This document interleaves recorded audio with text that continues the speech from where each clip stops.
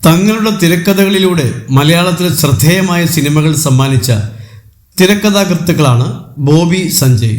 റോഷൻ ആൻഡ്രൂസിന്റെ സംവിധാനത്തിൽ 2006 പുറത്തിറങ്ങിയ ചിത്രമായിരുന്നു നോട്ട് ബുക്ക്.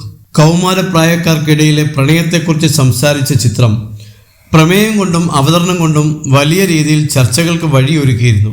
വർഷങ്ങൾക്കിപ്പുറം ഇന്നും പ്രേക്ഷകർ നോട്ട് ബുക്കിനെ കുറിച്ച് സംസാരിക്കാറുണ്ട്. ഒരുപക്ഷെ നോട്ട് ബുക്ക് ഇന്നാണ് റിലീസ് ചെയ്യുന്നതെങ്കിൽ വലിയ രീതിയിൽ സ്വീകരിക്കപ്പെടുമോ എന്ന ചോദ്യത്തിന് ഉത്തരം പറയുകയാണ് സഞ്ജയ്.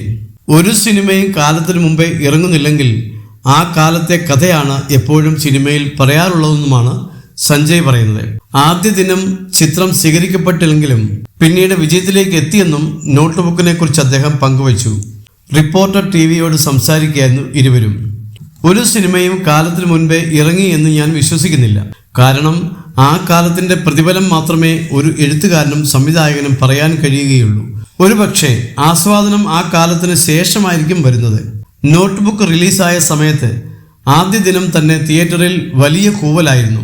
പിന്നീട് അത് വിജയത്തിലേക്ക് പോയെങ്കിലും ആദ്യ ദിവസം പ്രേക്ഷകർ സ്വീകരിക്കാത്ത ഒരു സിനിമയായിരുന്നു അത്. തിയേറ്ററിന് തൊട്ടടുത്തുള്ള ഒരു ഹോട്ടലിലായിരുന്നു ഞങ്ങൾ താമസിച്ചിരുന്നത്. ആദ്യത്തെ 2 ഷോ കഴിഞ്ഞപ്പോൾ ഞങ്ങൾ ഉറപ്പിച്ചു സിനിമ ഓടില്ല എന്ന്.